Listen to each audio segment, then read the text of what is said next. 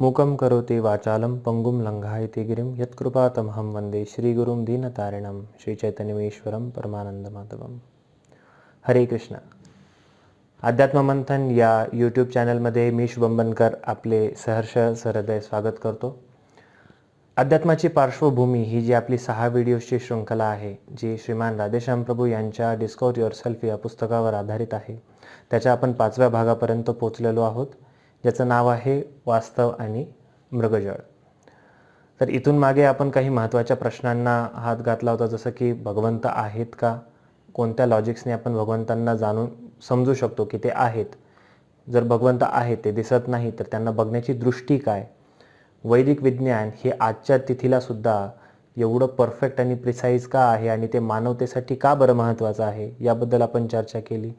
आणि त्यानंतर आपण चर्चा केली की आत्मा आहे का, यावर काही रिसर्च झालेली आहे का, आणि जर आत्म्याचं अस्तित्व आहे तर आत्मा हे नेमकं काय आहे. तर आपल्याला समजलं होतं की आत्म्याचं जे स्वरूप आहे ते सच्चित आनंद आहे, त्यालासुद्धा एक व्यक्तित्व आहे, तो युनिक आहे आणि तो शाश्वत आहे. या गोष्टींविषयी आपण चर्चा केली होती आणि आपण पाहिलं होतं की आत्मा हा जो सच्चित आनंद आहे तो त्याच्या गुणधर्माच्या विपरीत अवस्थेमध्ये, म्हणजे जसं की तो सच्चित आनंद आहे, पण हा जो देह आहे ज्याच्यामध्ये आत्मा राहतो हे असत, अचित आणि निरानंद आहे. म्हणजे हे शाश्वत नाही आहे, याच्यामध्ये ज्ञान नाही आहे आणि याच्यामध्ये आनंद नाही आहे. तर अशा ह्याच्यामध्ये राहत असल्यामुळं तो निरंतर दुःखांना आमंत्रण देत असतो. तर त्यामुळं बरेच जण आपण म्हणतो की हा आत्मा त्या भौतिक जंजाळात फसलेला आहे. पण मग हा फसला म्हणजे नेमका हा कुठून आला आहे, त्याचं मूळ कुठे आहे ह्या आत्म्याचं, या गोष्टींवरती आपण चर्चा करणार आहे. तर त्या आज वास्तव आणि मृगजळ ह्याच्यामध्ये. तरीसुद्धा आजचा जो व्हिडिओ असणार आहे याच्यामध्ये आपण फक्त रूपरेषात्मक चर्चा करणार आहे आणि यावर सविस्तर जेव्हा आपली भगवद्गीता सुरू होणार आहे आता थोड्याच दिवसात, तर त्याच्या आधी आपण ह्या गोष्टींवर सविस्तर चर्चा करणार आहोत. तर आजच्या चर्चेला सुरुवात करण्याच्या आधी मला एक छोट्याशा कथेतनं सुरुवात करावीशी वाटते. एकदा काय होतं, एका राजाची राजकुमारी अशीच खेळत असते त्यांच्या महालामध्ये, त्याच्या गच्चीमध्ये, आणि खेळत असताना तिच्याकडे खूप सुंदर असा सोन्याचा, हिरे जडित, माणिक त्याला जडलेले असलेला एक अतिशय सुंदर असा हार असतो. आणि हा हार तिने काढून ठेवलेला असल्यानंतर काय होतं, खेळाखेळामध्ये ती तो हार काढून ठेवते आणि अचानक एक कावळा येतो आणि कावळा तो हार घेऊन उडून जातो.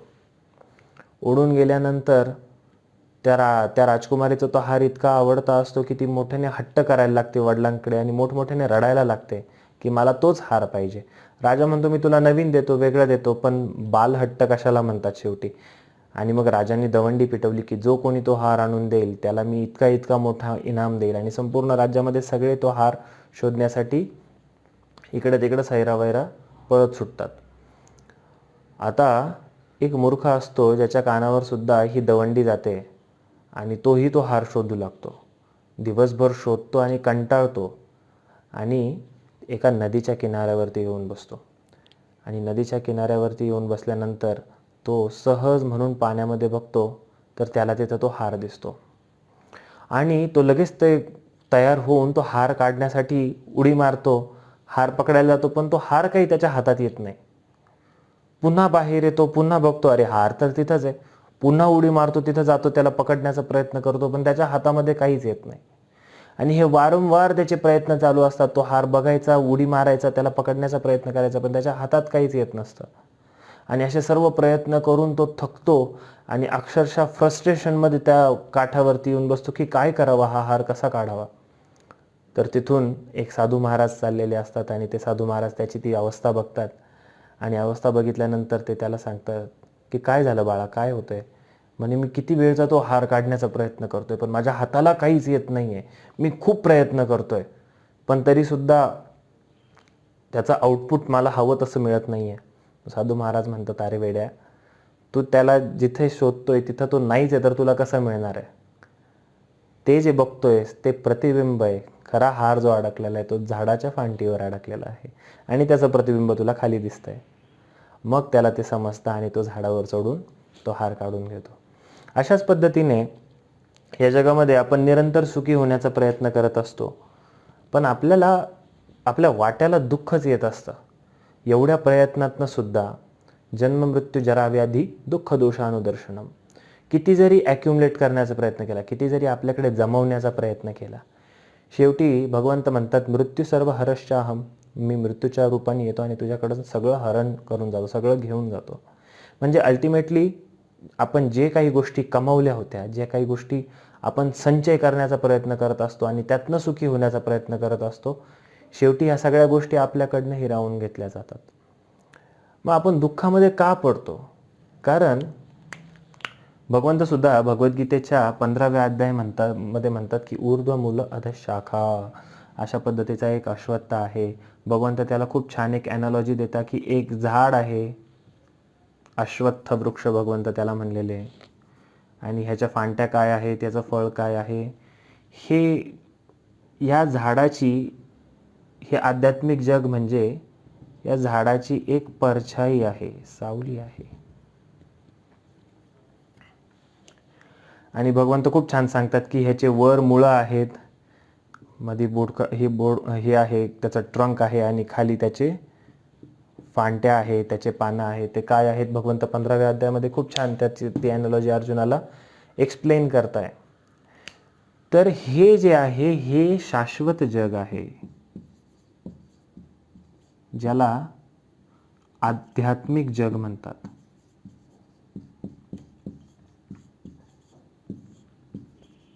म्हणजे स्पिरिच्युअल वर्ल्ड.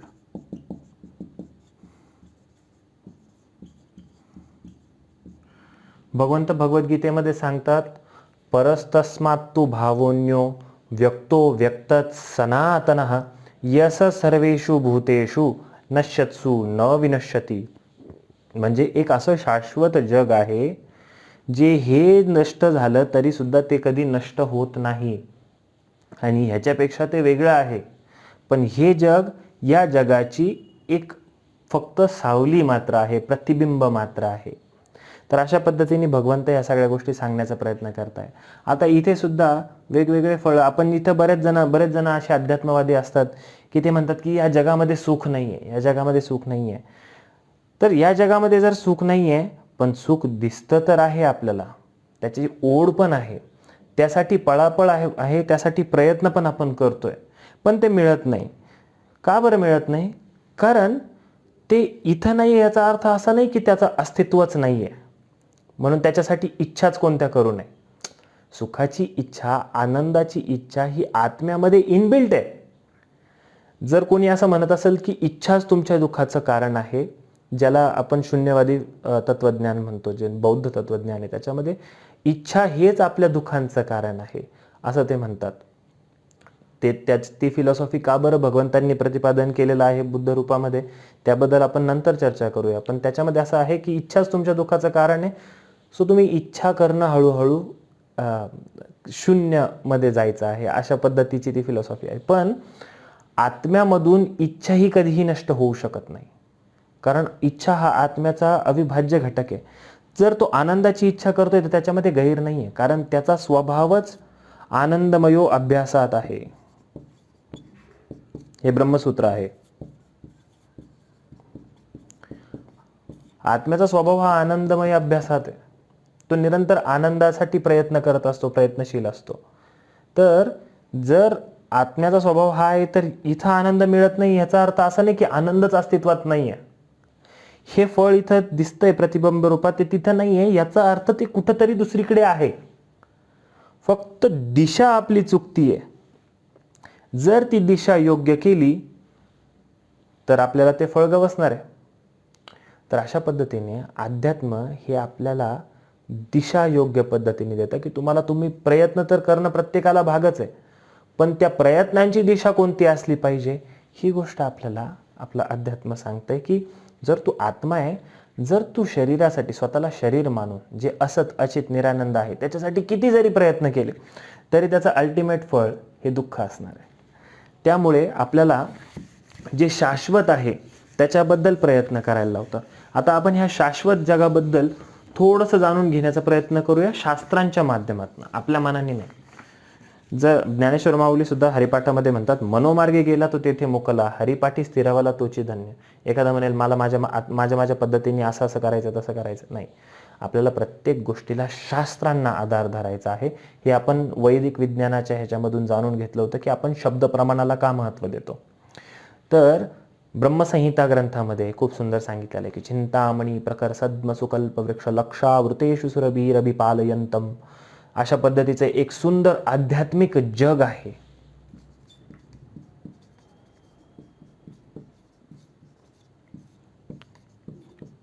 जे आपलं खरं घर आहे. मग असं कसं काय म्हणतोय की मी हे खरं घर आहे. आता सुरुवातीला आध्यात्मिक जगाविषयी जाणून घेण्यापूर्वी भगवंत म्हणजे नेमकं काय आपण ही गोष्ट व्यवस्थित जाणून घेऊया. कारण बऱ्याच वेळा आपण भगवंत या शब्दाचा उल्लेख करतोय, पण ती गोष्ट म्हणजे नेमकी काय आणि आत्म्याचा आणि भगवंतांचा काही संबंध आहे का. आपण एक गोष्ट जाणून घेतली होती की आत्मा हा बारीक अणुरूप आहे, अगदी खूप सूक्ष्म आहे. किंवा इथे सूक्ष्म लिहू, पण सूक्ष्म असला तरी सुद्धा या आत्म्याची एक पर्सनॅलिटी आहे, म्हणजे व्यक्तित्व आहे.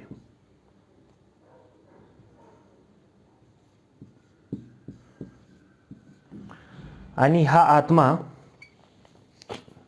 शाश्वत आहे.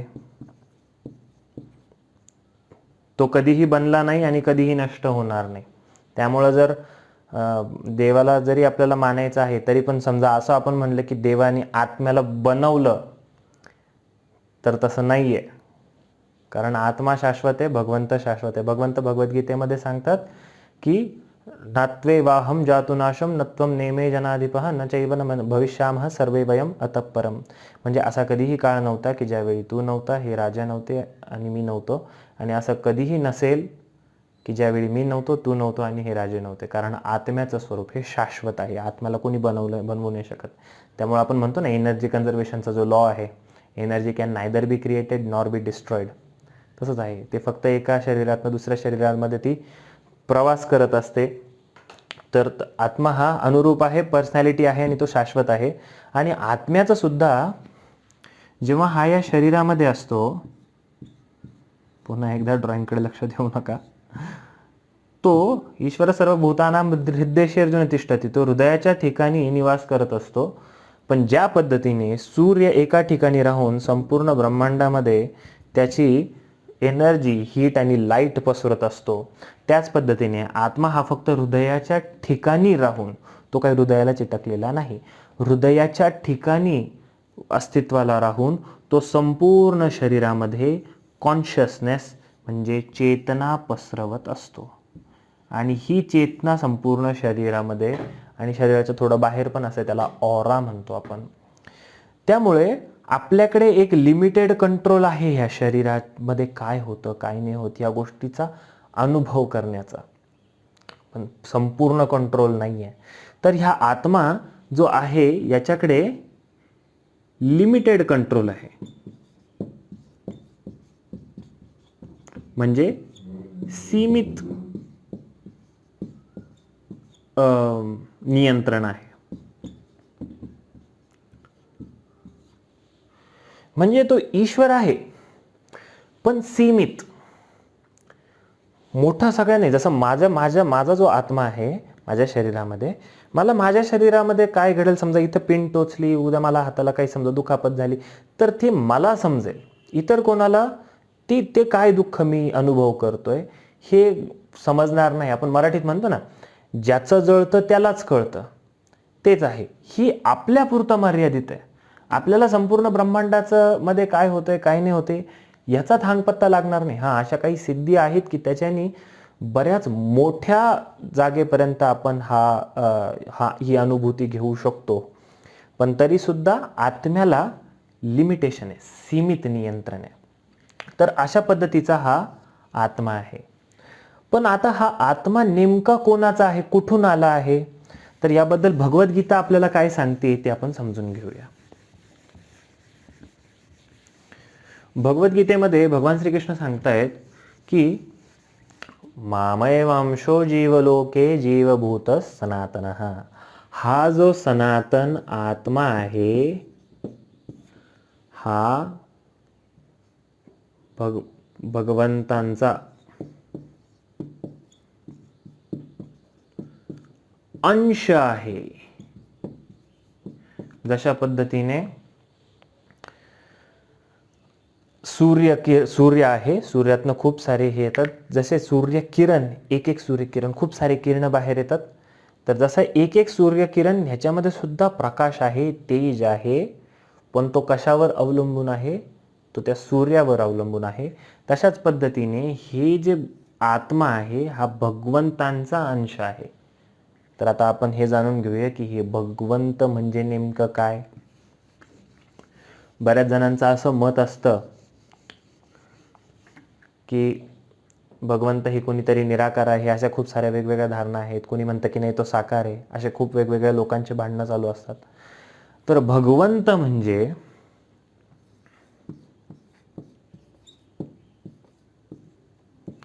जो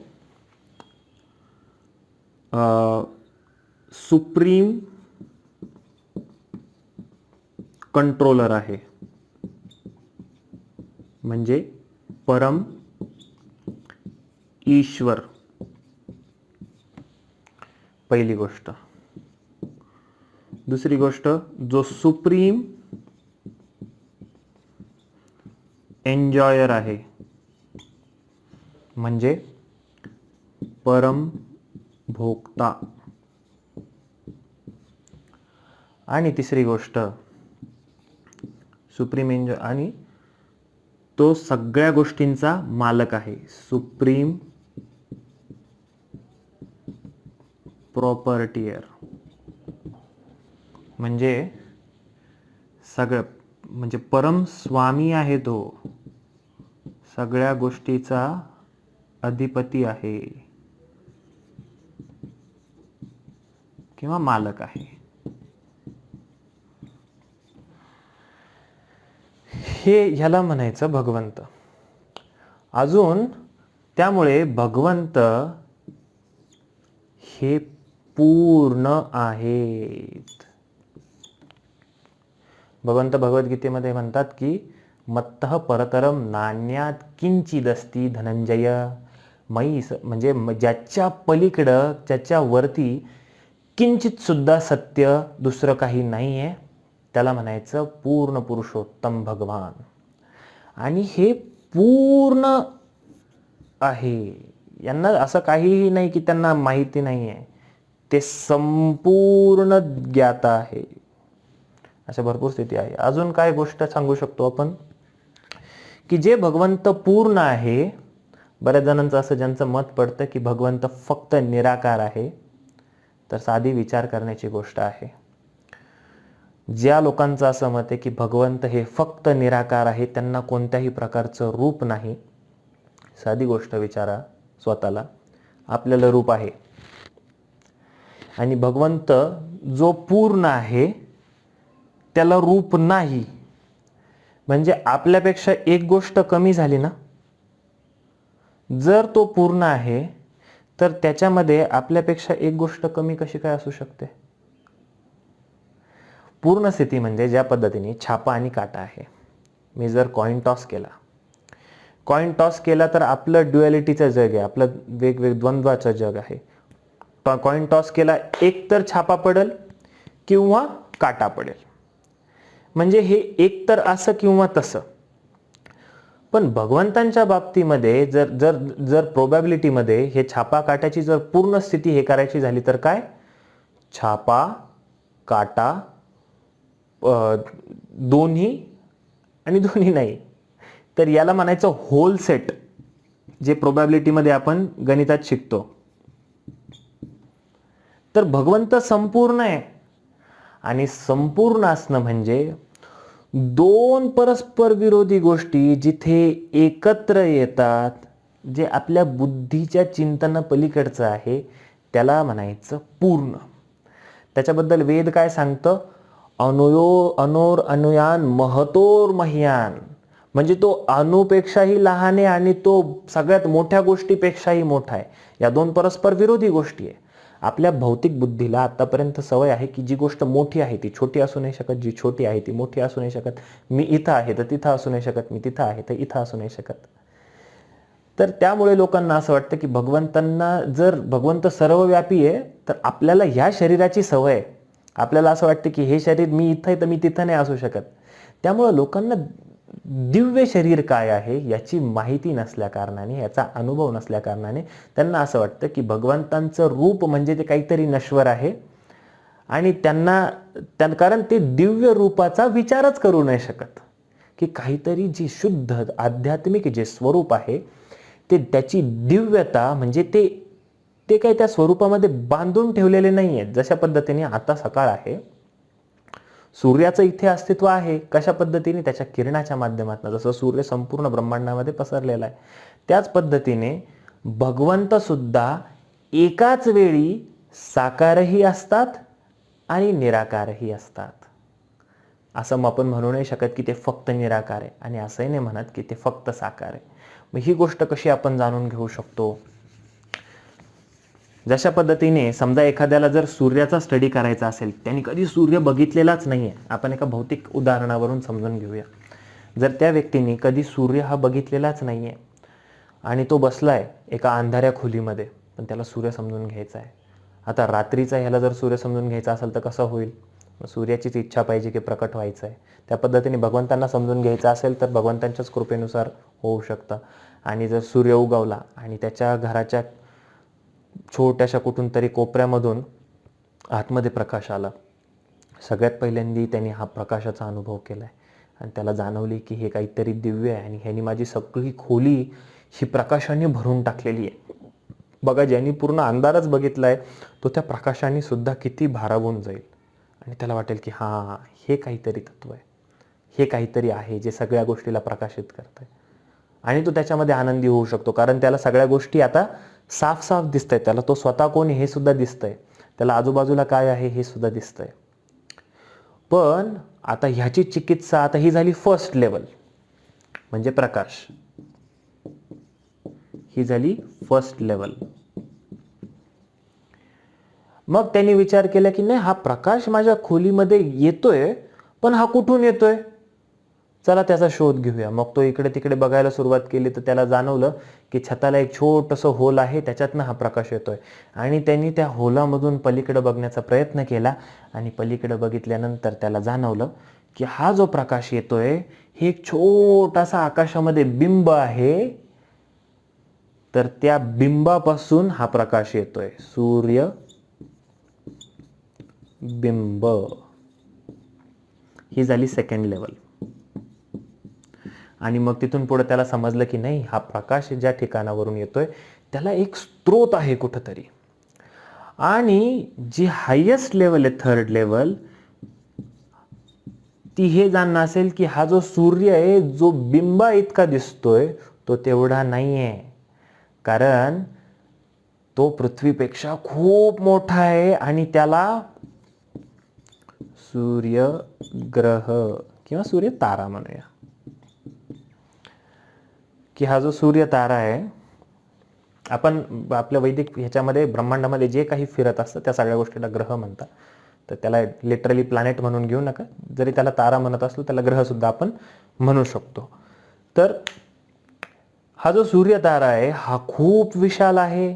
जवळपास 1300 पृथ्वी एका ज्युपिटरमध्ये बसू शकतात आणि 1000 ज्युपिटर सूर्यामध्ये बसू शकतात. म्हणजे गुरुग्रहामध्ये जवळपास 1300 पृथ्वी बसू शकतात, इतका गुरुग्रह मोठा आहे. आणि तसे 1000 गुरुग्रह बसतील इतका मोठा, इतका विशाल हा सूर्य आहे. तर तो बिंबा इतका होता का? नाही. तो फक्त प्रकाश होता का? नाही. त्याला एक स्रोत आहे. त्याच पद्धतीने श्रीमद भागवतम सांगतं, वदंती तत्तत्वविदस्तत्वं यज्ञानमद्वयम् ब्रह्मेति परमात्मेति भगवान इति शब्दते. म्हणजे जे परम सत्य आहे ते एकाच वेळी 3 स्वरूपांमध्ये उपस्थित असतं. एकाला म्हणायचं ब्रह्म, ज्या पद्धतीने त्यांनी तो निराकार प्रकाश बघितला की तो सगळीकडे व्याप्त आहे, त्याला म्हणायचं ब्रह्म साक्षात्कार, की काहीतरी निराकार संपूर्ण ह्याच्यामध्ये हे आहे. पण ज्यावेळी त्यांनी आत बाहेर जाऊन पाहिलं की एक छोटासा सूर्यबिंब आहे आणि ह्याला एक स्त्रोत आहे, तसंच अध्यात्मामध्ये जेव्हा तुम्ही ब्रह्मस्थितीच्याही पुढे जातात आणि आपल्या हृदयामध्ये, फक्त आपल्याच काय, प्रत्येक हृदयामध्ये, आणि ब्रह्मसंहिता सांगते अंडांतरस्थ परमाणुचयांतरस्थम, म्हणजे मोठमोठ्या ग्रहांमध्ये, अणूमध्ये आणि या परमाणूच्या मध्ये जी जागा आहे त्याच्यामध्ये सुद्धा ज्या पद्धतीने भगवंत अस्तित्वात आहे त्याला परमात्मा म्हणतात. आणि अंडांतरस्थ परमाणुचयांतरस्थम, भगवंत म्हणतात की हे जे सगळे मोठे मोठे ग्रह आहे हे मी चालवतो, कारण मी त्या सगळ्या गोष्टींमध्ये परमात्मा स्वरूपाने असल्यामुळं माझ्या एनर्जीने या सगळ्या गोष्टी व्यवस्थितपणे चालतात. प्रत्येक हृदयामध्ये भगवंत हे आत्म्याच्या शेजारी अंगठ्या इतक्या परमात्म्याच्या स्वरूपामध्ये सुद्धा अस्तित्वात असतात. आता तुम्ही म्हणाल की अंगठ्या इतकाच का, नाही, तो सगळीकडे वेगवेगळ्या पद्धतीने व्याप्त आहे आणि ते परमतत्व आहे, ते आपल्याला साध्या डोळ्यांना आपल्याला दिसणार नाही आहे, पण हे परमात्मा हृदयामध्ये व्याप्त असतात. याला म्हणायचं सेकंडरी रिअलायझेशन. हे प्रायमरी आहे, कारण इथं तुम्हाला त्यांच्याविषयी काही कळणार नाही. त्यामुळं हे जे ब्रह्म साक्षात्कार करणारे असतात ते या निराकार ब्रह्माला ते म्हणतात की ते आपल्या शब्दांच्या, आपल्या सर्व गोष्टींच्या पलीकडे आहे. हा ठीक आहे, बरोबर आहे, अगदी पलीकडे आहे, पण त्याच्याही वरती जे परमात्मा स्वरूप आहे त्याला एक रूप आहे. आणि हे जे रूप आहे याला शास्त्रांमध्ये श्रीमद भागवताच्या 3ऱ्या अध्यायामध्ये कपिल मुनी देवहूतींना सांगतायत की ध्यान योगाची योग्य पद्धत काय. आजकाल ध्यानाला वैदिक प्रमाणच राहिलेलं नाही. अशा वेगवेगळ्या पद्धतीच्या ध्यान पद्धती लोकांनी तयार केल्या. मेंटल व्हिज्युअलायझेशन हा एक सायकोलॉजिकल पार्ट झाला. याला अध्यात्म नाव दिलं जाऊ शकत नाही. जर अध्यात्म समजून घ्यायचं असेल तर शब्द प्रमाणाच्या माध्यमातून ते व्यवस्थित समजून घेतलं जाऊ शकतं. आपल्या स्वतःच्या कल्पना, आपले स्वतःचे तर्क हे जर लावून आपण आपल्या मनाच्या ध्यान पद्धती काढल्या तर त्याच्यामधून काहीही होणार नाही. जर ध्यान पद्धत खऱ्या अर्थाने शिकायची असेल तर श्रीमद भागवताच्या 3ऱ्या स्कंदामध्ये कपिल देवहूती संवादामध्ये ध्यान पद्धत, कपिल देवहूती संवादामध्ये आहे की कर्दम मुनी देवहूतीला संदेश देतात, त्या भागामध्ये आहे की ध्यान कसं करायचं आहे. हृदयामध्ये परमात्म्याला एका स्वरूपामध्ये ध्यान केलं जातं, जे चतुर्भुज आहे, जे कमळामध्ये उभं आहे, आणि त्याच्या एका अवयवावर कशा पद्धतीने ध्यान करायचं ह्याच्याबद्दल सांगितलं जातं. तर हे झालं जेनरिक फॉर्म की तो सर्वव्यापी आहे, तो निराकार आहे. हे दुसरं झालं की परमात्मा रिअलायझेशन. आणि तिसरी गोष्ट आहे ज्याला आपण भगवान रिअलायझेशन म्हणतो, म्हणजे भगवंत त्यांच्या संपूर्ण रूपामध्ये, जसं म्हणजे सूर्यग्रह, हे झाली सूर्याचा अभ्यास करण्याची सर्वात श्रेष्ठ पद्धत, की तो एक ग्रह आहे, तो तारा आहे, त्याच्यामध्ये अशा पद्धतीच्या रिॲक्शन्स होतात, न्यूक्लिअर फ्युजन होतं आणि त्याच्यातनं काय काय होतं, ही झाली डिटेल इन्फॉर्मेशन. इथे अजून इन्फॉर्मेशन नव्हती, पण भगवान म्हणजे डिटेल इन्फॉर्मेशन. तर हे जे भगवान आहे हे पूर्ण आहे. आणि भगवान असणं म्हणजे त्यांना पराशर ऋषी डेफिनेशन देतात की हे 6 ऐश्वर्यांनी युक्त आहेत. म्हणजे काय, या भगवंतांमध्ये ऐश्वर्यस्य समाग्रस्य वीर्यस्य यशसा श्रियः ज्ञानम वैराग्यो अश्चैव षण्णम भग इति गण, असं पराशर ऋषी सांगतात. कोण सांगतंय?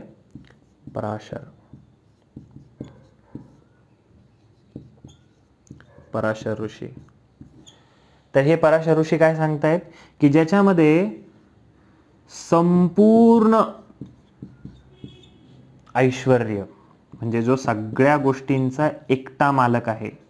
ईशोपनिषदामध्ये सुद्धा सांगितलेलं आहे की या जगामध्ये जी यत्किंचित सुद्धा जे आहे ते सगळं माझ्या मालकीचं आहे. ईशावास्यमिदं सर्वं यत्किंचित जगत्याम जगत तेन तक्तेन भुंजिता. तर अशा पद्धतीने ज्याच्यामध्ये संपूर्ण ऐश्वर्य, जो म्हणू शकतो की मी सगळ्या गोष्टीचा मालक आहे. बघा, आपण आपल्याकडे किती जरी मोठा बिलिनियर ट्रिलिनियर असला तरी पण तो असं नाही म्हणू शकत की या जगाची संपूर्ण संपत्ती फक्त माझ्याकडे. तुझ्याकडे बिलियन रुपये डॉलर्स असतील, पण भिकाऱ्याकडे असलेले 10 रुपये तो भिकारी म्हणतो की माझ्या मालकीचे आहे. पण भगवंत भगवद्गीतेमध्ये सांगतात की अहम सर्वस्य प्रभुवो मत्तम सर्वम प्रवर्तते. तर ह्याला म्हणायचं संपूर्ण ऐश्वर्य, की जो क्लेम करू शकतो की या संपूर्ण गोष्टीचा मी एकटा मालक आहे. त्यानंतर ही झालं पहिलं ऐश्वर्य. त्याच्यानंतर ऐश्वर्यस्य समाग्रस्य वीर्यस्य, जो संपूर्ण वीर आहे, त्याच्यामध्ये संपूर्ण शक्ती आहे. आपल्याकडे थोडी शक्ती थोड्या काळासाठी असू शकते. एक बॉक्सर होता ज्याचं नाव होतं माईक टायसन, मोहम्मद अली. मोहम्मद अली म्हणायचं की आय एम द ग्रेटेस्ट, पण नंतर त्याला अल्झायमर झाला. त्याला स्वतःच्या मनाने हात उचलणं सुद्धा अवघड होतं. त्याची ती पॉवर ज्याच्यावरती तो म्हणायचा की आय एम द ग्रेटेस्ट, ते कुठे गेलं? कारण आपल्याकडे जी शक्ती असते ती अल्पावधीसाठी असते, पण भगवंत हे संपूर्ण शक्तिमान आहे.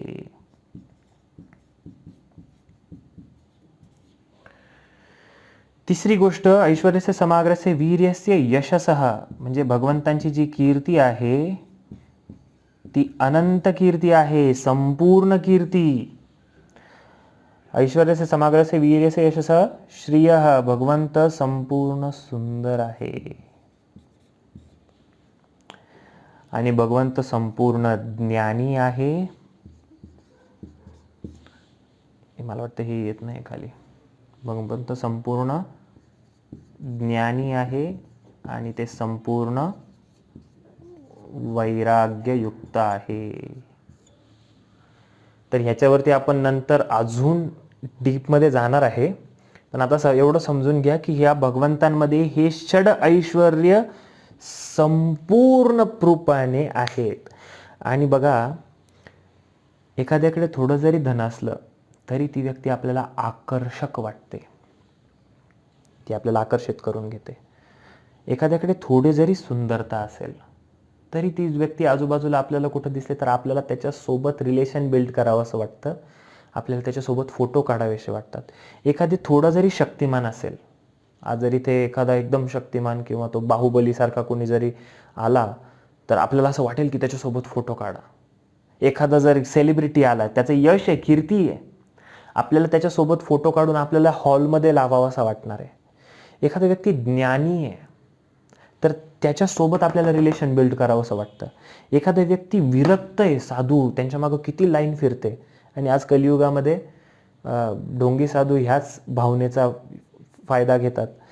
तर ह्या 6 गोष्टी ज्याच्यामध्ये थोड्या जरी असतील, कोणामध्ये पूर्ण नसतात, थोड्याशा जरी असतील तरी ती व्यक्ती आकर्षक वाटते. ज्याच्यामध्ये ह्या सर्व गोष्टी संपूर्ण आहे त्याला म्हणायचं सर्वाकर्षक. आणि सर्व आकर्षक या शब्दाला आपण म्हणतो यत्कर्षति इति कृष्ण, जो सगळ्यांना आकर्षित करून घेतो कारण तो संपूर्ण आहे, त्याला म्हणायचं कृष्ण. त्यामुळं आपण भगवान श्रीकृष्णांना म्हणतो की हे आहेत, समजलंय? तर त्यामुळे आपण भगवंतांना म्हणतो हे आहेत पूर्ण पुरुषोत्तम भगवान. याला म्हणायचं पूर्ण पुरुषोत्तम भगवान. आता ही जी पूर्ण पुरुषोत्तम भगवान ही स्थिती आहे, मग आजकालचे फेमिनिस्ट म्हणतील की का बरं पुरुषच भगवान आहे, स्त्री का बरं भगवान नाही आहे?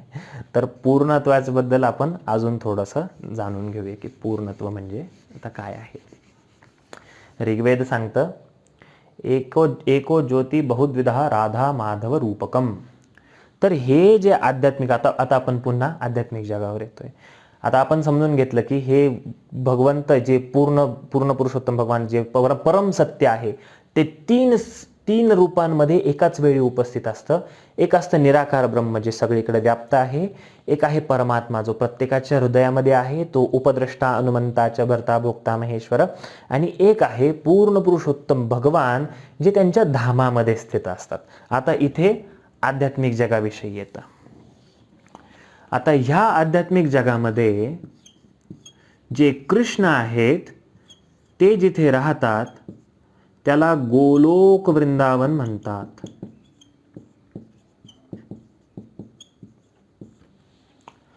आणि इथे कृष्ण काही एकटे नाहीये. एकट्या कृष्णाची पूजा कुठेही केली जात नाही, म्हणजे असं नाही की केली जात नाही, पण एकट्या कृष्णापेक्षा जेव्हा आपण भगवंत आणि भगवंतांची शक्ती, कारण या जगामध्ये खरं तर दोनच गोष्टी आहे, भगवंत आणि त्यांची शक्ती, म्हणजे पुरुष आणि प्रकृती. तर आता हे पुरुष जे आहे म्हणजे भगवंत जे आहे याच्यामध्ये, या भगवंतांच्या मध्ये तीन वेगवेगळ्या प्रकारच्या या शक्तीमध्ये परत तीन भाग आपण करू शकतो. एक आहे अंतरंग शक्ती,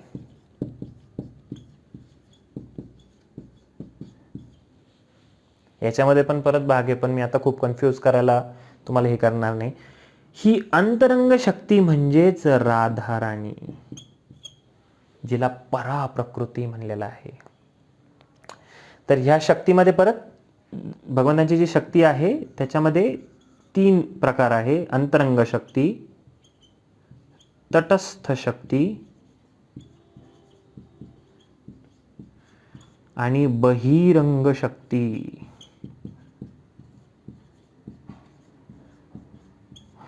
आता ज्या पद्धतीने सूर्य आणि त्याच्यातलं तेज आणि उष्णता, प्रकाश याला वेगळं करणं शक्य नाही, त्याच पद्धतीने राधा आणि कृष्ण यांना वेगळं करणं शक्य नाही. त्यामुळं आपण नेहमी या दोघांचं नाव सोबत घेतो, राधा कृष्ण, लक्ष्मी नारायण, अशा पद्धतीने हे नाव घेतो. आणि हे इथं भगवत धामामध्ये निरंतर पूर्ण पुरुषोत्तम भगवान त्यांच्या अंतरंग शक्ती सोबत आणि इतर अनेक जे जीवात्मे आहे, जे शुद्ध आहे, तिथे निवास करत असतात. कृष्ण त्यांच्या शक्ती सोबत, कारण हे सगळ्या गोष्टींचं भगवंत कोण आहे? परम भोक्ता, परम ईश्वर आणि परम स्वामी. तर हे भगवंत आपल्या ह्या ज्या स्थितीचा, त्यामुळे त्यांना आपण पुरुष म्हणलेलं आहे. आणि जी शक्ती आहे जी ती वेगळे नाहीच आहे, त्यांना वेगळं म्हणून पहिली गोष्ट बघूच नका, ती एकच आहे. एका आत्मा काय आहे? राधाकृष्ण एका आत्मा दुही देहधरी, अन्योन्य विलासेनं रस आस्वादन करी, असं शास्त्र सांगतंय. तर हे जे राधाकृष्ण हे एकच आहे, हे भगवत धामामध्ये आहे आणि ते परमेश्वर आहे, परमभोक्ता आहे आणि परमस्वामी आहे. तर ही अंतरंग शक्ती म्हणजे राधाराणी ही भगवंतांच्या प्रसन्नतेसाठी निरंतर काम करत असते. पण कधी कधी बऱ्याच वेळा असं होतं की ह्या रस आस्वादनामध्ये आपण असं नाही म्हणू शकत की कोण श्रेष्ठ आणि कारण बऱ्याच वेळा आपण बघतो की राधाराणी भगवान कृष्णाच्या सेवेसाठी खूप काही करत असतात आणि आपण राधाकृष्णाच्या लीलेमध्ये बघतो की कृष्ण सुद्धा कधी कधी राधाराणीचे चरण स्पर्श करताय, पाय दाबताय. तर अशा सगळ्या गोष्टी आपण बघतो. त्याच्यामुळं असं हे होऊन जाऊ नका की पुरुष भगवान आहे की एकच आहे, त्यामुळं त्याला आपण पूर्ण म्हणतो. त्यामुळं भगवान श्रीकृष्णांची पूजेला पूर्ण ती शुद्ध सत्वामध्ये मोडली जाते, कारण आपण राधाकृष्णांची सेवा करतो. आणि ह्याच्यासोबत अनेक वेगवेगळे जीवात्मे असतात. ह्याच आध्यात्मिक जगामध्ये अनंत कोटी वैकुंठही आहेत, आपण त्याच्यापर्यंत येऊया. पण आणि ही झाली पहिली शक्ती. आणि तिथे जे सर्व जीवात्मे आहे जे भगवंतांची सेवा करत आहे अंतरंग शक्तीच्या अधीन राहून, तर हे जे सगळे आहे यांना म्हणायचं तटस्थ शक्ती.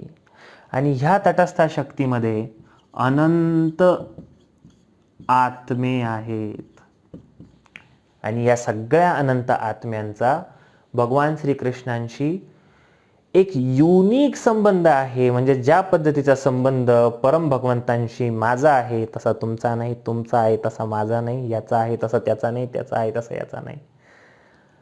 अनंत प्रकारच्या वेगवेगळ्या पद्धतीने हा आत्म्याचा संबंध आहे भगवान श्रीकृष्णाशी. त्यामुळं संपूर्ण वैदिक शास्त्रामध्ये एकमेव भगवद्गीतेमध्येच भगवान श्रीकृष्ण सांगतात की मामैवांशो जीवलोके, हे जीवांनो, हे आत्म्यांनो, तुम्ही माझे सनातन अंश आहात. त्यामुळे एक भगवान श्रीकृष्ण क्लेम करतात त्या आत्म्यांवर की तुम्ही माझे सनातन अंश आहात. आणि कोणत्या पण अंशाचं काम आहे तो ज्याच्यातनं आला आहे त्याची सेवा करणं. कारण शक्तीचा भाग आहे आपण आत्मतत्व ही एक शक्ती आहे आणि शक्ती ही शक्तिमानासाठी कार्यरत होत असते, त्याच्या संतुष्टीसाठी कार्यरत होत असते. आणि ज्यावेळी ती गोष्ट मान्य करत नाही तर त्यावेळी ते दुःखामध्ये पडू शकते. तर ही जी तटस्थ शक्ती आहे, या तटस्थ शक्तीकडे एक इंडिपेंडन्स आहे, एक लिमिटेड इंडिपेंडन्स आहे की त्याला भगवंतांची सेवा त्यांच्या संतुष्टीसाठी करायची आहे की नाही. तर ही जी तटस्थ शक्ती, आता त्याच्याबद्दल आपण एक छोटीशी पहिली कथा घेऊया आणि त्या कथेतनं आपण समजून घेऊया की एक छोटीशी स्टोरी, ज्याच्याने त्या रूपकात्मक कथेने आपल्याला समजेल.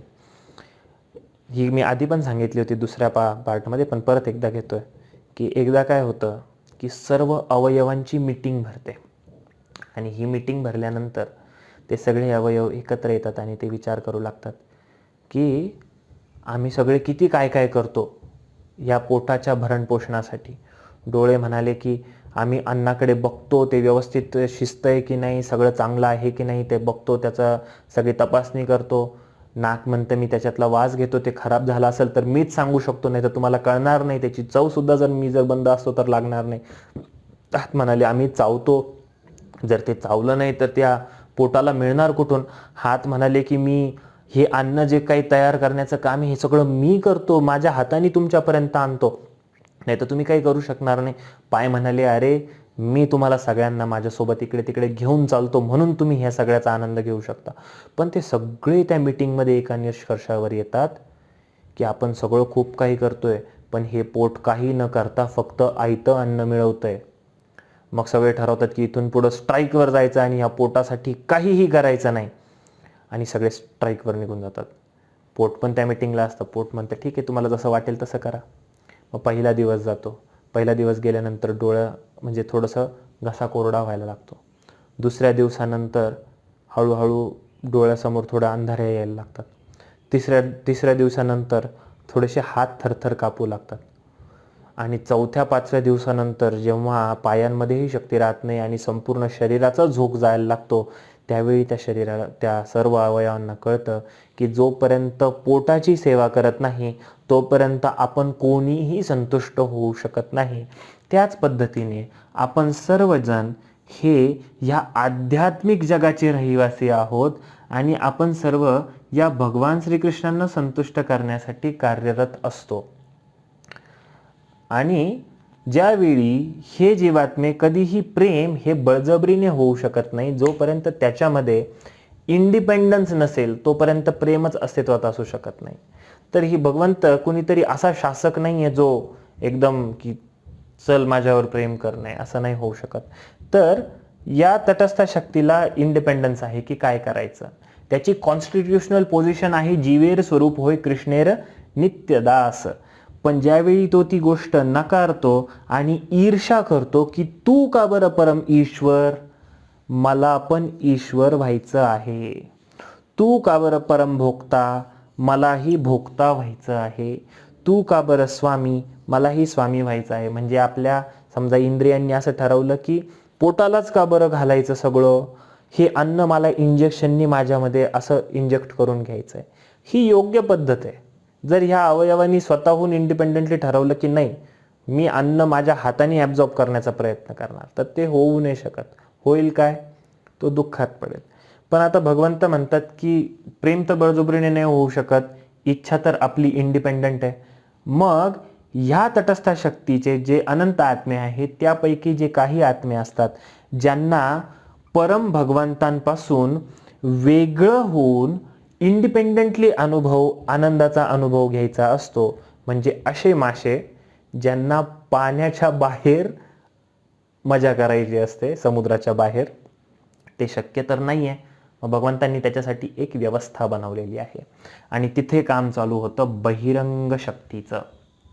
ही जी शक्ती आहे भगवंतांची एक भ्रमात टाकणारी शक्ती आहे. ही भ्रमात टाकणारी शक्ती ती कुठे कार्य करते? भौतिक जगात. आणि या भौतिक जगामध्ये ही शक्ती कार्य करत असते.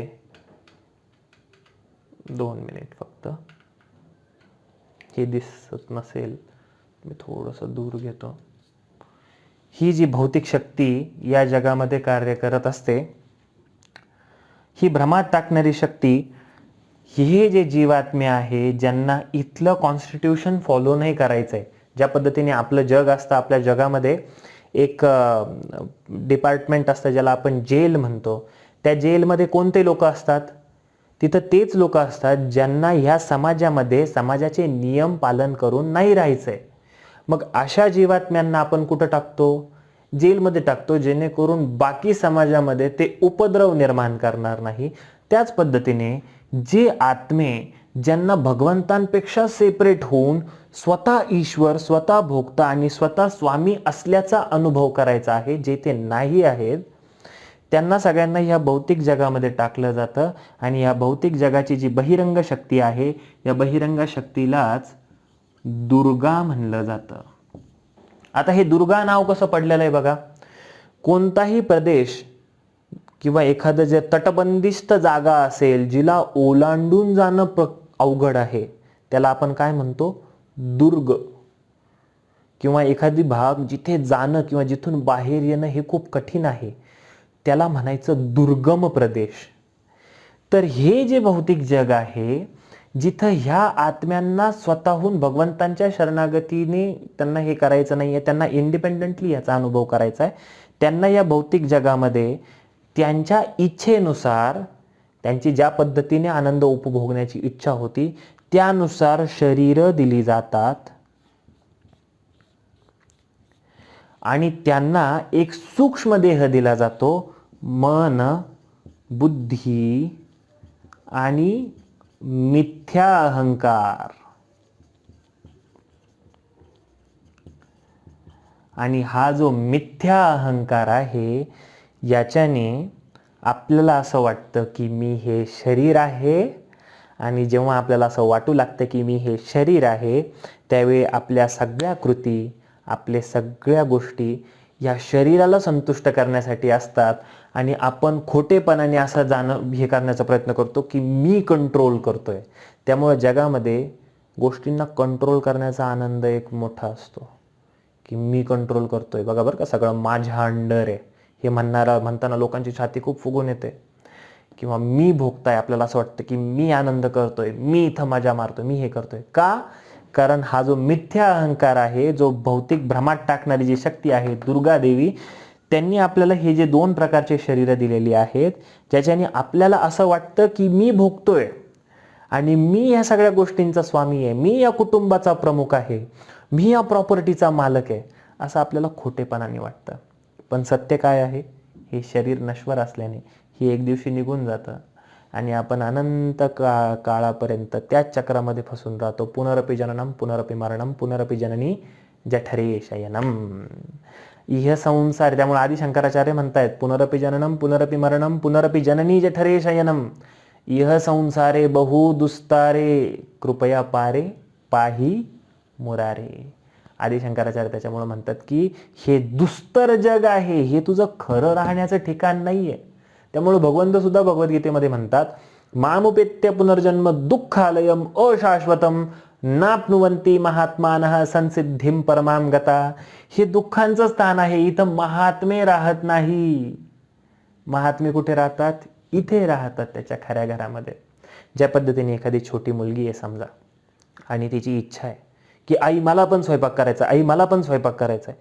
ती आई म्हणते बाळा तुला ते झेपणार नाही, तू ती ती गरम असतं, ते सगळं तुला भाजेल, तुला ते जड कढई वगैरे सगळं उचलणार नाही. पण ती हट्टालाच पेटली आहे की नाही मला पण स्वयंपाक करायचा आहे, मलाही स्वयंपाक करायचा आहे. मग आई काय करते, त्या छोट्याशा मुलीला एक भातुकली देते खेळायला की बाळा तू ह्याच्यासोबत खेळत बस.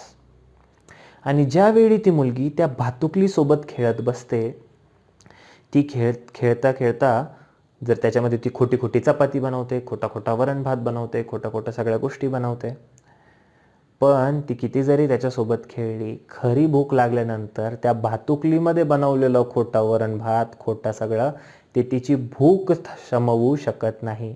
जेव्हा खरी भूक लागेल आणि ती आईकडे जाते आणि आईला म्हणते की आई आई मला खूप भूक लागली आहे, तर आई म्हणेल की तू बनवलाय ना तुझा भात, वरण, चपाती, भाजी, ती खा ना. ती म्हणते आई ते थोडीच मी खाऊ शकते. त्याच पद्धतीने आपण या जगामध्ये आहोत आणि आपल्या सगळ्यांना हे देह दिले जातात. वेगवेगळे कर्मबंधनानुसार आपल्याला नाती असतात, आपल्याला घरदार, प्रॉपर्टी, या सर्व गोष्टी असतात. पण हे सगळ्या गोष्टी इथेच मर्यादित आहे. खरं घर आपलं इथे आहे. त्यामुळे भगवंत सुद्धा भगवद्गीतेमध्ये म्हणतात, नातद भासते सूर्यो न शशांको न पावकः यद गत्वा न निवर्तन्ते तद्धाम परमं मम. माझं जे शाश्वत धाम आहे तिथे तू चल, असं भगवंत आपल्याला आमंत्रण देत आहे. त्यामुळं अध्यात्मामध्ये भगवंतांना जाणणं हे खूप गरजेचं आहे तत्वतः. ज्यावेळी आपण भगवंतांना व्यवस्थित जाणतो, आता हे कशा पद्धतीने ह्याची सगळ्याची रचना आहे हे आपण भगवद्गीतेच्या आधीच्या भागामध्ये हे समजून घेणार आहे. पण सध्या एकच समजून घ्या की आपण शक्तीचा भाग आहे. जर ही उच्चतर शक्ती, जी अंतरंग शक्ती आहे भगवंतांची, ज्याला राधाराणी म्हणतो, हिचा जर आपण आश्रय घेतला, ज्याला पराशक्ती, पराप्रकृती म्हणलेलं आहे, त्याचा जर आश्रय घेतला तर आपण खऱ्या अर्थाने सच्चिदानंदाचा अनुभव करू शकतो. पण आपण कोणत्या शक्तीचा आश्रय घेतलाय? भ्रमात टाकणारी शक्ती, जिचं तत्व हे असत, अचित आणि निरानंद आहे. आणि हे जे भौतिक जग आहे हे आध्यात्मिक जगाची एक छाया मात्र आहे. आणि या छायेच्या मागे आपण पळत असतो, म्हणजे आपण मृगजळाच्या मागे पळत असतो. पण जेव्हा आपल्याला हे भेटत नाही, लोक म्हणतात की हे जग मिथ्या आहे, हे खोटं आहे. सगळं मिथ्या नाही आहे. तुम्हाला जर मृगजळाचा भास होतोय तर कुठंतरी खरं अस्तित्वात असलेलं जळ सुद्धा आहे आणि ते आध्यात्मिक जगामध्ये आहे. तर आध्यात्मिक जग हे आपलं खरं घर आहे. आणि ह्या जगामध्ये भगवंत इथे राधाकृष्णाच्या रूपामध्ये आणि भगवंतांचे नित्य पार्षद त्यांच्या सोबत असतात. इथेच अनंत कोटी वैकुंठ आहेत. भगवंतांचे अनंत कोटी वेगवेगळ्या प्रकारची रूपं आहे. जसं की साकेत धाम आहे. ज्या जीवांचं भगवंतांचे संबंध हा प्रभू रामचंद्रांशी आहे, त्यांच्या त्या रूपाशी आहे, मर्यादा पुरुषोत्तम रूपाशी, ते लोक इथे जातात. ज्यांचं नारायणाशी आहे ते वेगवेगळ्या वैकुंठात येतात. जनार्दन आहे, पद्मनाभ आहे, वामन आहे, नरसिंह आहे, असे वेगवेगळ्या रूपांमध्ये भगवंत तिथे निवास करतात. त्यांच्या शक्तीसोबत भगवंत नेहमी त्यांच्या शक्तीसोबत असतात आणि इथे ते निवास करतात. आणि सर्व जे जीवात्मे, जे शुद्ध आत्मे आहे, ते ह्या सर्व लोकांमध्ये भगवंतांच्या वेगवेगळ्या मूड्समध्ये सेवा करतात. आणि ज्यांना ही गोष्ट मान्य नसते ते आध्यात्मिक जगामध्ये स्वतः ईश्वर, स्वतः भोक्ता आणि स्वतः स्वामी बनण्याचा प्रयत्न खोटेपणाने करत असतात. आणि ॲक्च्युली तेच आपल्या फ्रस्ट्रेशनचं मूळ कारण आहे. कारण आपण जे नाही आहोत आपण ते बनण्याचा प्रयत्न करतोय. कारण आपण सूक्ष्म अनुरूप आहोत, आपण कधीही नष्ट होणार नाही आहे. तर हे आहे संपूर्ण सबस्टन्स अँड शॅडो. आता हे भगवंत इथे भगवंत स्वरूपामध्ये आहे, म्हणजे त्यांना एक सुंदर रूप आहे जे शाश्वत आहे. आणि भगवंतांचं स्वरूप कसं आहे? अंगानी यस्य सकलेंद्रिय वृत्तिमंती पश्यंती पांती कलयंती चिरम जगंती. म्हणजे आपलं जसं डोळे फक्त बघू शकतात, कान ऐकू शकतात, नाक वास घेऊ शकतं, जीभ चव घेऊ शकते, भगवंतांचं तसं नाही आहे.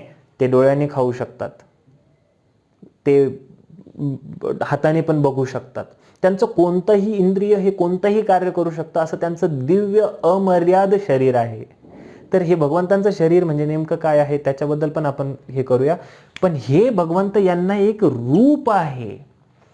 आणि यस्य प्रभा प्रभवतो जगदंड कोटी कोटीश्वशेष वसुधादि विभूती भिन्नम. या भगवंतांच्या शरीरातनं जो दिव्य प्रकाश बाहेर पडतो, सुंदर सोनेरी रंगाचा जो सुंदर असा प्रकाश आहे, प्रभा आहे, ही या संपूर्ण आध्यात्मिक जगामध्ये व्याप्त आहे. आध्यात्मिक काय, भौतिक सुद्धा, ती सगळीकडे व्याप्त आहे, सर्वव्यापी. याला म्हणायचं निराकार ब्रह्मज्योती, जी भगवंतांच्या शरीरातनं निघालेली अंगकांती आहे. बऱ्याच लोकांचं असं मत आहे की निराकारातनं भगवंत थोड्या वेळ साकार होतात आणि परत निराकार होतात. हे साफ चुकीचं आहे. भगवद्गीतेमध्ये भगवान श्रीकृष्ण स्वतःहून सांगतायत की जे मला निराकार मानतात, म्हणजे अव्यक्तम व्यक्तिमापन्नम मन्यन्ते माम अबुद्धयः, म्हणजे मी आधी काहीतरी अव्यक्त निराकार होतो, मी थोड्या वेळासाठी असा साकार कृष्ण झालोय आणि परत मी निराकार होऊन जाईल. भगवंत त्यांना अबुद्धयः शब्द बोलतायत, म्हणजे त्यांना बुद्धी नाहीये. कारण साधं बघा, उदाहरण घ्या, प्रकाशातनं बल्ब येत नाही, बल्ब मधून प्रकाश येतो. पण ज्यावेळी जर तो प्रकाश जर खूप जास्त असेल तर रात्री आपण त्या बल्बकडे बघितलं तर आपल्याला नुसता प्रकाश प्रकाश दिसतो. पण सकाळी बंद केलेल्या बल्ब किंवा सकाळी ज्यावेळी आपण त्याच्या जवळ जाऊन बघतो तर आपल्याला जाणवतं की ह्या बल्बमध्ये एक टंगस्टनची अशी फिलामेंट गेलेली आहे, ज्याच्यातनं इलेक्ट्रिसिटी गेल्यानंतर ती तापते आणि त्याच्यात तो बल्ब प्रकाशित होतो. त्याच पद्धतीने निराकारापासून साकार येत नाही, साकारापासून भगवंतांचे जे निराकार जे तेज असतं ते बाहेर येत असतं. आणि ह्या दोन्ही गोष्टी, हे आधी की हे नंतर, असं नसतं. हे शाश्वत जग आहे, हे अनंत जग आहे. त्याच्यामुळं आधी निराकार मग साकार सगळं एकाच वेळी उपस्थित आहे. ही गोष्ट समजून घ्या. याला अचिंत्य भेदाभेद तत्व असं म्हणलेलं आहे की भगवंत एकाच वेळी ते साकार आणि निराकार ह्याच्यामध्ये सुद्धा आहे. त्यांचं जे स्वरूप आहे आपल्या चिंतनाच्या पलीकडचं आहे. त्यामुळे जेव्हा यशोदा त्या छोट्याशा कृष्णाला उखळाला बांधण्याचा प्रयत्न करत होती, यशोदा मैया, त्यावेळी ती दोरीला दोरी बांधून ती दोरी प्रचंड पद्धतीने वाढवत होती आणि या कृष्णाला बांधताना 2 बोटं ती छोटी पडायची. बांधते दोरीला दोरी, गाठणीला गाठण मारते, खूप मोठी दोरी झाली तरी सुद्धा ती 2 बोटं छोटी का बरं पडते? कृष्ण वाढत नाहीये, दोरी छोटी होत नाहीये. हे आपल्या भौतिक बुद्धीच्या फिजिक्समध्ये बसण्याच्या पलीकडचं आहे. कारण भगवंत हे अमर्याद आहे ना, त्यांचं दिव्य शरीर समजून घेणं सोपं नाहीये. किंवा भगवान श्रीकृष्ण तोंड उघडतात आणि तोंडामध्ये अनंत कोटी ब्रह्मांड दाखवतात. तर हे आपल्या भौतिक बुद्धीला समजण्यासारखं नाहीये. कारण त्यांचं शरीर हे काय आपल्या तुमच्या आमच्या शरीरासारखं नाचकं कुचकं सडकं नाहीये. आता हे भगवंत निराकार ब्रह्मज्योतीच्या रूपामध्ये इथे सगळीकडे व्याप्त असतात. याला ब्रह्मसंहिताचं प्रमाण सुद्धा मी आता दिलेलं आहे. किंवा पांडुरंगाष्टकम जे आहे आदिशंकराचार्यांचं, महायोग पीठे तटे भीमरथ्याम वरम पुंडरीकाय दातुम मुरींद्रै समागत तिष्ठंतम आनंदकंदम परब्रह्म लिंगम. लिंग म्हणजे आकार, परब्रह्माचा जो आकार आहे, भजे पांडुरंगम.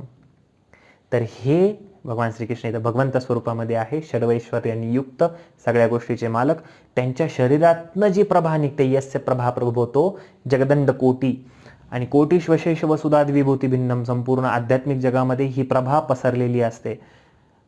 याला म्हणायचं निराकार ब्रह्मज्योती. हे बेसिक रिअलायझेशन आहे. आणि सेकंडरी कोणतं आहे? तेच भगवंत स्वतःचा विस्तार करून परमात्मा रूपामध्ये संपूर्ण भौतिक जगामध्ये व्याप्त असतात.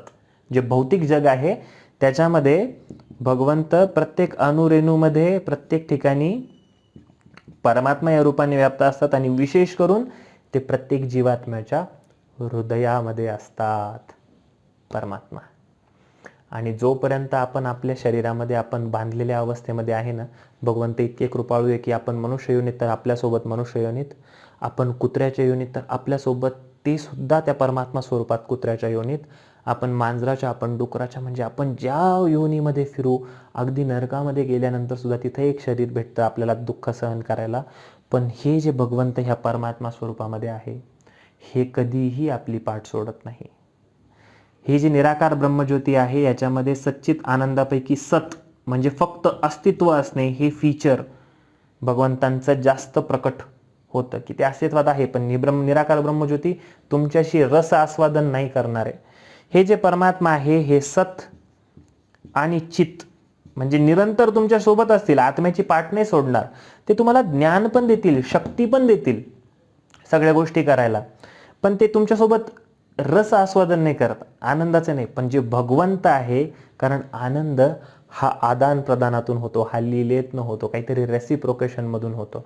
आणि एक भगवंतच आहेत जे लीला करतात आणि त्याच्यातनं आनंद प्राप्त होतो. तर ही जी सच्चिदानंद स्थिती जर आपल्याला अनुभव करायची असेल तर अशा पद्धतीचा आपण गोष्टींचा अवलंब केला पाहिजे.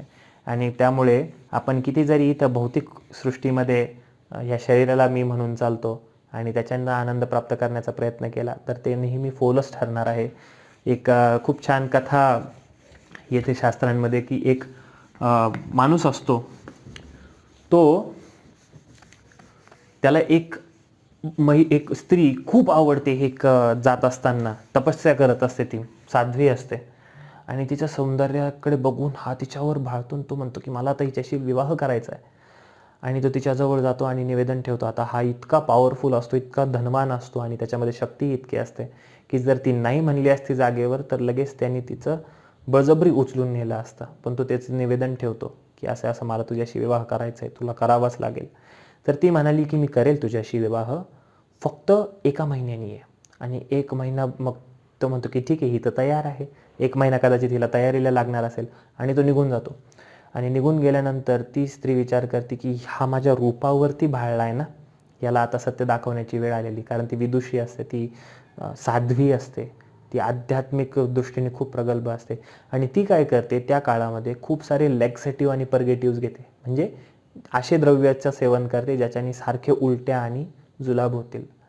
आणि तिथे सर्व गोष्टी मोठमोठ्या पात्रांमध्ये ते वमन आणि विष्ठा भरून ठेवते. आता महिनाभर जर कोणी जर उलट्या आणि जुलाब करत असेल तर 2 दिवसामध्ये माणसाची काय अवस्था होते. आणि ती संपूर्ण महिनाभर ते सगळ्या गोष्टीला हे करते. आणि ज्या दिवशी तो राजा येतो तिथे आल्यानंतर तो बघतो की एक अत्यंत कुरूप निस्तेज स्त्री बसलेली असते. आणि तो महिनाभर तर चिंतन करत होता त्या सुंदरीचं. आणि तो म्हणतो की ए कोण आहेस तू, ती सुंदरी कुठे आहे जिच्या विवाहासाठी मी आलेलो आहे. ती म्हणाली राजा ती मीच आहे. काय बोलतेस म्हणे, तू एवढी कुरूप आणि एवढी निस्तेज, तुझ्यामध्ये थोडाही सौंदर्याची लेश मात्र नाहीये, तू असूच शकत नाही, तुझ्या बरगड्या दिसत आहेत, अक्षरशः तुझ्या हाडकाडं दिसत आहेत. तर ती म्हणाली की राजा तुला माझं सौंदर्य पाहिजे ना, ज्या गोष्टीमुळे माझं सौंदर्य होतं ती गोष्ट मी माझ्या शरीरापासून वेगळी करून आतमध्ये खोलीमध्ये ठेवलेली आहे. जातो तुला त्या सौंदर्याचा आनंद घ्यायचा आहे तर तू त्या सौंदर्य रसाचा आनंद घेऊ शकतो. आणि ती त्याला त्या खोलीत पाठवते. आणि खोलीत पाठवल्यानंतर जेव्हा तो ते भांडे उघडून बघतो, तो वमन करत करत तो बाहेर येतो की हे काय. पण त्यावेळी त्याला त्या राजाला एका गोष्टीची जाणीव होते की हे तिने जे काही केलं होतं ही गोष्ट जाणून देण्यासाठी केलं होतं की ती हे शरीर नाही आहे ज्या शरीरासाठी तो मागे लागलाय. आणि त्यावेळी तो राजा कुठंतरी शाश्वत गोष्टीच्या मागे लागण्याचा प्रयत्न करतो. ज्या पद्धतीने आणि आत्मा आहे म्हणूनच त्या शरीरात ते सौंदर्य, ती चेतना ती आपल्याला आकर्षित करत असते. आपण आध्यात्मिक चित्कन आहोत तर आपण सच्चिदानंदाकडेच आकर्षित होतो. लक्षात घ्या, जर एखादा पुतळा ठेवलेला आहे, एकदा श्रील प्रभुपाद रस्त्यावरून जात असताना त्यांनी एक कपड्याचं दुकान पाहिलं. त्या कपड्याच्या दुकानामध्ये एक सुंदर पुतळा होता, तिला खूप सुंदर कपडे घातलेले होते. आणि त्यांच्यासोबत त्यांचे जे सगळे शिष्य चालले होते त्यांनी विचारलं की हा पुतळा बघा किती सुंदर आहे. सगळे म्हणाले हो प्रभुपाद खूप सुंदर आहे. ती पुतळ्याची जी महिला आहे तिच्यावर तुमच्यापैकी कोणाला तिच्याशी लग्न करायचं आहे का. तर सगळे म्हणाले की अरे प्रभुपाद असं होऊ नाही शकत, तो पुतळा आहे त्याच्यामध्ये त्याच्यावरती कसं काय कोणी एवढं आकर्षित होऊ शकतं. प्रभुपाद तेच म्हणाले की ती एवढी सुंदर दिसतीये की तिच्या इतकी कदाचित एवढी सुंदर स्त्री नसेलही या जगामध्ये. इतका सुंदर तो पुतळा बनवलेला आहे, त्याला कपडेही खूप सुंदर घातलेले, पण तुम्ही त्याच्याकडे आकर्षित होत नाहीये. म्हणजे तुम्ही ज्या गोष्टीकडे आकर्षित होत आहे ते तत्व, ती लिव्हिंग फोर्स, ते काहीतरी वेगळी आहे, त्यालाच आपण आत्मा म्हणतो. आणि आत्मा म्हणून आपला एकमेकांशी परस्पर संबंध नसतो. त्यामुळं किती जरी आपण जरी एकत्र आलो तरी सुद्धा जोपर्यंत आपण स्वतःला सेंटर ठेवतो ना तोपर्यंत क्लॅशेस होतात. कारण हा नवरा आहे, पती आहे, ही पत्नी आहे, ही मुलगा आहे, ठीक आहे, आपण 2-3च उदाहरण घेऊ. प्रत्येकाने स्वतःला सेंटरमध्ये ठेवलेलं असतं की तुम्ही मला संतुष्ट करा. वडिलांचं पतीचं म्हणणं असतं की तू मला संतुष्ट कर, पत्नीचं म्हणणं असतं तू मला संतुष्ट कर. या प्रत्येकाचे केंद्र स्वतः असल्यामुळे यांच्यामध्ये नेहमी क्लॅशेसच होणार आहे. कारण थोडं जरी आपण एकमेकांच्या मनानुसार वागलो नाही की तिथं कलह, भांडणं, तंटा अशा पद्धतीचं हे होतं. पण संतांच्या बाबतीमध्ये त्यांचं कोणाशीही कलह होत नाही. तुकाराम महाराजांना एवढा त्रास दिला लोकांनी, तरी सुद्धा ते म्हणतात की अवघाची संसार सुखाचा करीना, आनंदे भरीना तिन्ही लोक. ज्ञानेश्वर माऊलींना एवढा त्रास दिला तरी सुद्धा ते म्हणतात, पसायदान मागतात तर म्हणतात ते जे खळांची व्यंकटी सांडो तया सत्कर्मी रती वाढो. पहिलं ते त्यांच्यासाठी मागतात. का? कारण ते योग करतात भगवंतांशी. कशाने करतात? भक्तीने. आणि हे जे संत आहेत, या संतांचं जे केंद्र असतं ते भगवंत असल्या कारणाने, कारण भगवंत जन्माद यस्य यतः, भगवंतांपासून सगळं आलेलं आहे. जेव्हा भगवंत आपल्या आयुष्याचं केंद्र असतं, भगवंत आयुष्याचं केंद्र असताना ज्या काही गोष्टी आपल्या घडतील ह्या भगवंतांच्या आजूबाजूनी होतील आणि कोणतेही क्लॅशेस होत नाही. त्यामुळं साधू संत जे असतात यांना कोणाचाही राग का येत नाही, कारण त्यांना सर्वजण आपले वाटतात. त्यांना सर्वजण आपले का वाटतात? कारण ज्या सगळ्या गोष्टींचं मूळ भगवंत आहे ते त्या भगवंतांना त्यांच्या आयुष्यामध्ये अनन्यसाधारण स्थान देतात. आणि त्यामुळे ते प्रत्येक जीवात्म्याशी कनेक्ट होऊ शकतात. लोक खूप गोष्टी करतात की मानवता मानवता, आणि मानवतेसाठी मोठमोठ्या कॉन्फरन्स भरवल्या जातात आणि त्या कॉन्फरन्समध्ये लोकांना नॉनव्हेज सर्व केलं जातं. म्हणजे यांच्या मानवतेच्या दृष्टिकोनामध्ये बाकी प्राणी येत नाहीत बहुतेक. का? कारण ते त्यांच्याशी कनेक्टच नाही करू शकत.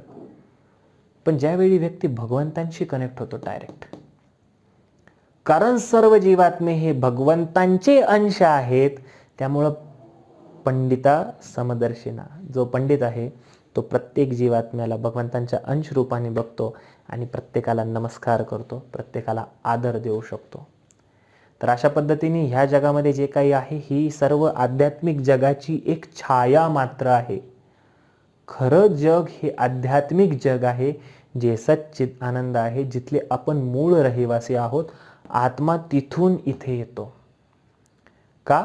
स्वतःच्या वेगवेगळ्या विकृत इच्छा घेऊन की मला भोक्ता बनायचं आहे, जो ते नाही बनू शकत.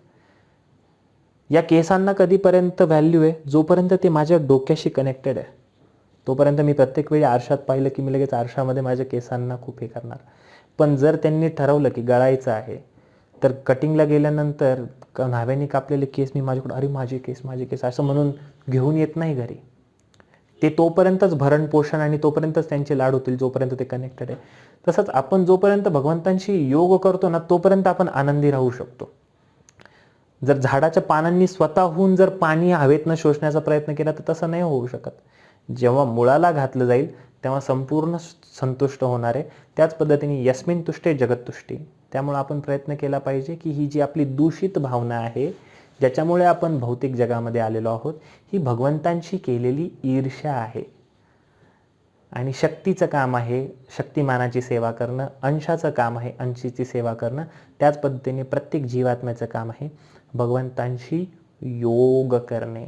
त्यामुळे जे भगवद्गीता हे जे शास्त्र आहे, श्रीमद भगवद्गीतासु उपनिषत्सु ब्रह्मविद्यायाम योगशास्त्रे श्रीकृष्णार्जुन संवादे, ते योगशास्त्र आहे. त्याच्याने आपण भगवंतांशी योग करण्याचा प्रयत्न करतो. तर अशा पद्धतीने आपल्याला ही गोष्ट समजली की आपण जे आत्मे आहोत, आपल्याला व्यक्तित्व का आहे? कारण भगवंतांनाही व्यक्तित्व आहे. ज्या पद्धतीने हृदयामध्ये राहून, एका ठिकाणी राहून आपण ह्या शरीरामध्ये पूर्ण चेतना पसरवतो, त्याच पद्धतीने भगवंत एका ठिकाणी धामामध्ये राहून भगवंत या स्वरूपात निराकार ब्रह्मज्योतीच्या रूपाने संपूर्ण अनंत कोटी ब्रह्मांडामध्ये आध्यात्मिक जगामध्ये वगैरे सुद्धा त्यांची संपूर्ण जी ब्रह्मज्योती पसरलेली असते. आणि जसं आत्म्याला एक स्वरूप आहे, भगवंतांनाही स्वरूप आहे. आत्मा शाश्वत आहे, भगवंत तर शाश्वत आहे. त्यांच्यामुळेच आपण सर्व अस्तित्वात आहोत. तर अशा पद्धतीने हे सर्व तत्त्वज्ञान जोपर्यंत आपण शास्त्रांच्या माध्यमातून समजून घेत नाही तोपर्यंत आपण काहीतरी हॉचपॉच गोष्ट करत असतो. तर आपण एक गोष्ट समजलो की भगवंत म्हणजे काय, ही पूर्ण स्थिती आहे, आत्मा ह्याचा अंश आहे, त्यामुळं आत्म्यामध्ये सुद्धा भगवंतांच्याच क्वालिटीज आहेत. त्यामुळे जे आत्मसाक्षात्कार सुद्धा करतात त्यांच्यामध्ये सुद्धा खूप मोठं सामर्थ्य जागृत होतं. ते आपण बघूया पुढच्या ह्याच्यामध्ये. पण जेव्हा व्यक्ती भगवंतांची भक्तीने योग करतो त्यावेळी तो खऱ्या अर्थाने परमानंदाची प्राप्ती करतो. आणि मग त्यावेळी जी अवस्था असते ते तुकाराम महाराज सांगतात, आनंदाचे डोही आनंद तरंग, आनंदाची अंग आनंदाचे. आज आपण इथेच थांबूया. हरे कृष्ण. श्रील प्रभुपाद की जय.